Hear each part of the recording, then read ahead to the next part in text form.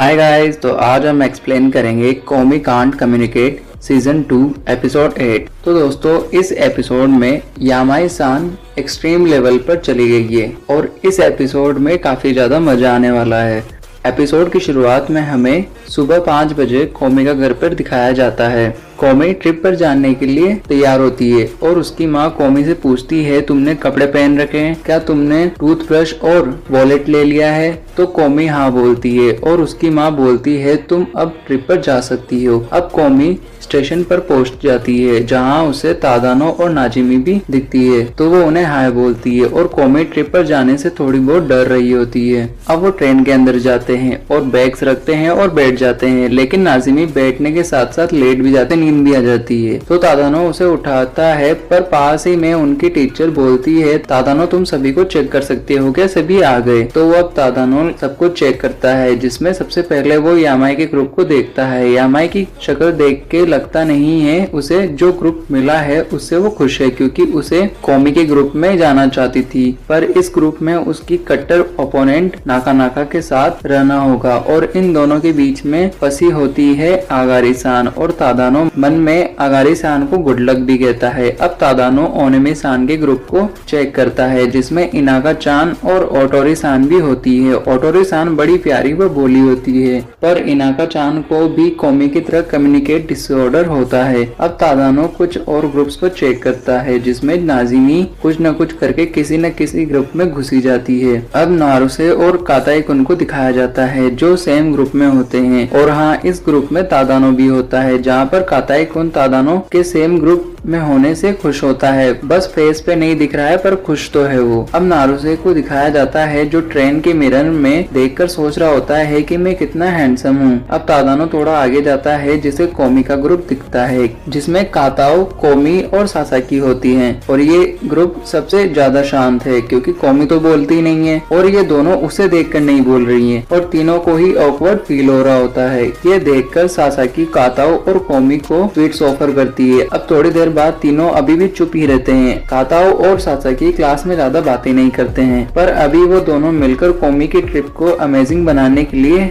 Help करेंगे। अब हमें कोमी के प्रोस्पेक्टिव से दिखाया जाता है जो काफी डरी हुई होती है। अब वो सभी क्योतो पहुंच जाते हैं और वो सब अब बस में होते हैं, और इनके गाइड को हमें दिखाया जाता है। रियोको होती है, सबको अपना नाम बताती है, आज की ट्रिप में मैं आपकी गाइड हूँ। अब जब रियोको चुप होती है तो सबको लगता है उसने अपनी टंग को काट लिया है, और ऐसा ही होता है क्योंकि वो नई नहीं है। रियोको बताती है कि ये उसकी फर्स्ट जॉब है और वो फर्स्ट बार किसी को गाइड कर रही है, तो वो थोड़ी ज्यादा नर्वस भी है। अब नाजिमी रियोको से पूछती है, क्या तुम्हारा कोई बॉयफ्रेंड है? तो रियोको गुस्से में सोचती है, ये कैसे बच्चे हैं, इन्हें ट्रिप पर कौन लेकर जा रहा है? अब रियोको मना कर देती है, उसका कोई बॉयफ्रेंड नहीं है। पर चियाराई खड़ा बोलता है, अगर तुम्हारा कोई बॉयफ्रेंड नहीं है तो मैं अपने आप को नॉमिनेट करना चाहता हूँ, और रियोको इससे भी नाराज होती है। अब वो सभी एक टेम्पल में पहुँचते हैं। अब रियोको उन सभी को गाइड तो करना चाहती है, पर कोई भी उसे सुनना नहीं चाहता। अब रियोको अपने आप को मोटिवेट करती है और बोलती है, ये एक बस गाइड की जॉब है और बस गाइड हमेशा से ग्रेट होते हैं। अब रियोको उन्हें एक रॉक गार्डन के बारे में बताती है, पर सभी कोमी को देखने में बिजी होते हैं, जिससे रियोको नाराज होती है। अब रियोको एक टेम्पल के बारे में इंफॉर्मेशन देती है और सोचती है शायद से इस बार सभी मेरे फैन हो जाए, क्योंकि मैं इंफॉर्मेशन ही इतनी तगड़ी दे रही हूँ।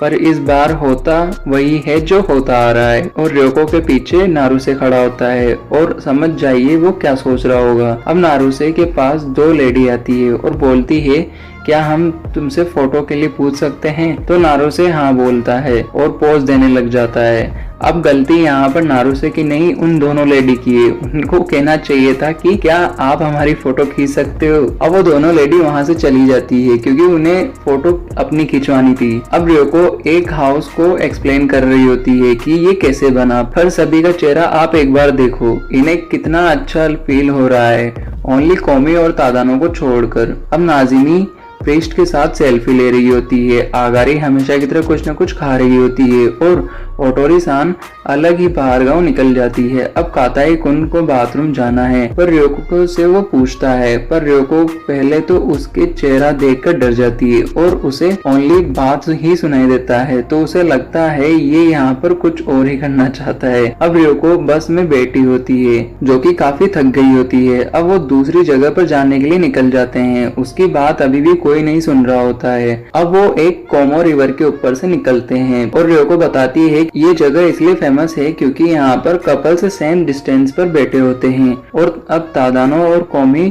को देखती है। तादानो भी कोमी को इसी रिवर के बारे में बता रहा होता है। ryoko के पास्ट को दिखाया जाता है जो हमेशा से एक बस गाइड बनना चाहती और उसे ये याद आ जाता है। अब वो बिल्कुल फ्री होकर उनको गाइड करती है और एक टेम्पल के बारे में बताती है जो कि लैंड से 18 मीटर्स ऊपर है। तो नाजिमी जोश में बोलती है चलो इसकी ऊंचाई चेक करते हैं और तादानो और ओनेमी-सान उसे रोकते भी हैं। अब एक वाटरफॉल के नीचे यामाई-सान पानी पीती है जिसे देखकर सब हंसते हैं। अब ryoko को वहाँ पर कोमी और तादानो नहीं दिखते हैं। अब हमें तादानो को दिखाया जाता है जो एक बिल्डिंग देख रहा होता है और उसके पीछे कोमी खड़ी होती है जो बिल्डिंग के लिए लिखती है मुझे ये पसंद है। अब दोस्तों जिसको भी वीडियो थोड़ी बहुत भी पसंद आती है तो सब्सक्राइब कर देना और इस बार 1K तक पहुंचा ही देना और कम से कम 100 कमेंट्स का टारगेट तो करना ही।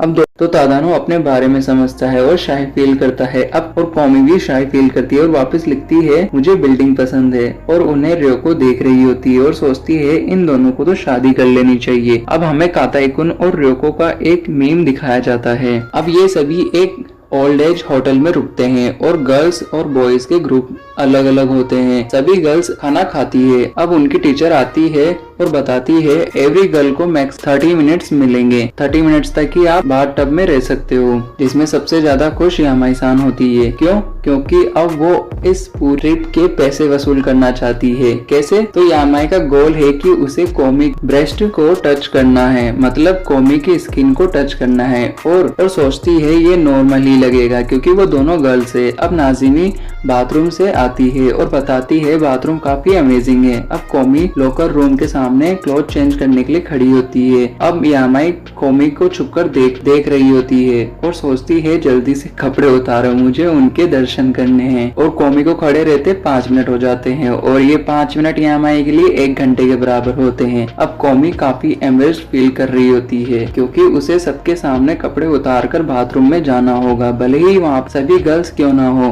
पर वो सभी स्ट्रेंजर हैं। अब ओनेमी-सान को बाथरूम जाना है और वो कोमी से पूछती है तुम अभी तक बाथरूम के अंदर नहीं गई क्या? और आगारी-सान तुम भी। अब आगारी-सान बताती है कि सभी के सामने नेक्ड होकर जाना थोड़ा एम्बरेस्ड फील करता है और वो सभी स्ट्रेंजर भी है और कोमी भी हाँ बोलती है। अब आगारी-सान बताती है जब वो पहली बार ट्रिप पर गई थी बाथरूम के वक्त सभी गर्ल्स ने उसकी बॉडी को देखकर काफी चढ़ाया था। अब ओनेमी-सान बताती है जरूर नहीं कि तुम नेक्ड ही जाओ, तुम अपने आप को टॉवल से कवर भी कर सकते हो। अब आगारी-सान इसके लिए थैंक यू बोलती है। अब ओनेमी-सान आगारी से कहती है तुम्हारे पास एक अच्छी बॉडी है और तुम्हें ज्यादा कॉन्फिडेंट फील करना चाहिए और ये बात आगारी के दिल को छू जाती है और ओनेमी को थैंक यू बोलती है। अब आगारी अपने क्लोथ्स उतारती है, जिस नाम से उसे चिढ़ाया जाता था ओनेमी-सान उसे वही बोलती है, मीट डेंगो एक डिश होती है पर उसे इसी नाम से कुछ गर्ल्स पहले चिढ़ाती थी। अब हमें यामाई को दिखाया जाता है जो बाथ टब में होती है और वो ओनेमी और आगारी-सान के आने के कारण जो दर्शन नहीं कर पाई थी उसके लिए वो बुरा फील कर रही होती है, पर कोई बात नहीं है, अब वो बाथरूम के अंदर तो देख ही सकती है, ऐसा वो सोचती है। अब कोमी बाथरूम में एंटर करती है और सभी गर्ल्स उसे ही देख रही होती है। कोमी शावर लेती है और बाथ टब में बैठती है। अब थोड़ी देर बाद यामाई-सान उसके पास में आती है और सीधा मुंह पर बिल्कुल स्ट्रेट फॉरवर्ड कहती है क्या मैं तुम्हारे ब्रेस्ट्स को टच कर सकती हूँ क्या? अब कोमी के जवाब से पहले हमें यामाई के बारे में बताया जाता है कि यामाई की आंखों को देखकर लगता है कि एकदम बच्चे की तरह है जो कि पाने के लिए जिसका दिल पूरा साफ है। वो टच तो करना चाहती है पर उस इंटेंशंस बिल्कुल प्योर है। अब कोमी मना कर देती है। अब हमें बॉयज को दिखाया जाता है जहाँ पर नारू से घूम फिर कर अपनी ही तारीफ कर रहा होता है और काताई-कुन तादानो की वजह से खुश होता है क्योंकि तादानों के साथ पूरी नाइट स्पेंड करना चाहता है और ये शो 13+ है। सही में ये शो 13+ कैसे है? अब रूम के अंदर उनके कुछ साथी और भी होते हैं जो काताई कुन से डर रहे होते हैं, क्योंकि काताई कुन उनके ग्रुप में है। अब जब काताई कुन एंटर करता है तो वो काताई कुन की शक्ल से ही डर जाते हैं। अब काताई कहता है हम सभी एक ही ग्रुप में हैं, तो खुशी की बात है। अभी कहता कुछ है पर लोग भी जाने क्या समझते हैं। यहाँ पर भी यही होता है और उनको लगता है आज तो वो मर ही जाएंगे। अब बाथरूम में उन सभी को दिखाया जाता है जिसमें ये तीनों लड़के तो डर रहे होते हैं। अब नारुसे उन तीनों से कहता है मेरी बॉडी देखो और मुझे चीयर अप करो, और नारुसे थोड़े बहुत पोज भी देता है। अब काताई कुन को दिखाया जाता है जिसकी बॉडी वो तीनों देख रहे होते हैं और उसकी बॉडी देख के वो तीनों काफी इम्प्रेस हो रहे होते हैं। और जब वो उनके सामने आता है तो वो कुछ और देखकर भी इम्प्रेस होते हैं। फेस लोशन भूल जाता है और नारुसे उसे एक लोशन देता है। अब वो काताई की बॉडी की तारीफ करता है और उसे कहता है नेक्ड हो जाओ। अब ये दोनों मिलकर क्या कर रहे होंगे आप ही बताओ। चलो मैं ही बता देता हूँ, बॉडी बिल्डिंग। और तादानों से फोटो खिंचवाते हैं और ये देखकर वो तीनों लड़के भी उनको ज्वाइन करना चाहते हैं, तो नारुसे उन्हें हाँ बोल देता है और वो सभी अब पोज देने लगते हैं। उनकी फोटो तादानो खींचता है और तादानो भी काफी एक्साइटेड होता है और उनकी बॉडी की तारीफ भी करता है। और अब कुछ गर्ल्स वहाँ से गुजर रही होती है जिनमें कोमी भी होती है और कोमी उन्हें देख रही होती है। और अब हमें गर्ल्स के ग्रुप को दिखाया जाता है और रात का समय हो जाता है और सभी सोने लगते हैं। पर नाजिमी बोलती है अब टाइम है पिलो फाइट के लिए और जो जीतेगा वो अपनी मर्जी से जहाँ पर भी उसे सोना है वो वहाँ पर सो सकता है। रूल सिंपल है, जो आखिर तक बचेगा वही जीतेगा। नाजिमी फाइट स्टार्ट करती है और इन सभी को कोमी के पास सोना है। फाइट के दौरान कोमी चुपचाप बैठी होती है और फाइट रोकने की कोशिश कर रही होती है पर कोई उसकी तरफ नहीं देख रहा होता है। अब कोमी के मुंह पर अचानक एक पिल्लो आता है जो कि नाजिमी ने फेंका था और वो कहती है तुम भी आ जाओ कोमी, और नाजिमी के मुंह पर पिल्लो पड़ता है और अब कोमी खड़ी होती है और वो भी खेलने के लिए जा रही होती है। अब लास्ट में यामाई-सान और नाजिमी ही बचते हैं। दोनों थक जाते हैं और वो दोनों फाइट स्टार्ट करने लगते हैं, पर उनकी टीचर के आने की आवाज सुनकर वो सभी की एक्टिंग करते हैं। अब वो सभी गर्ल्स हंसने लगती है क्योंकि उन्हें बहुत मजा आ रहा होता है। उनकी आवाज सुनकर वापस टीचर आ जाती है और चेक करती है और वो अब सभी चुपचाप हो जाते हैं। अब सभी सो जाते हैं और खत्म हो जाता है यहाँ पर। अब दोस्तों मैं एक नई सीरीज स्टार्ट करने वाला हूँ, का नाम प्रिंसेस लवर है, तो वो आप जरूर देखना और उसे भी कॉमिक की तरह अपना पूरा प्यार देना। और हाँ, इंडिया से बाहर जो भी व्यूवर देख रहे हैं वो भी कमेंट करा करो, भले ही कमेंट आपकी लैंग्वेज में क्यों ना हो। फिलीपींस, नेपाल, बांग्लादेश, भूटान, कतर और पाकिस्तान, मैं तुम्हारी बात कर रहा हूँ, कमेंट्स जरूर करना।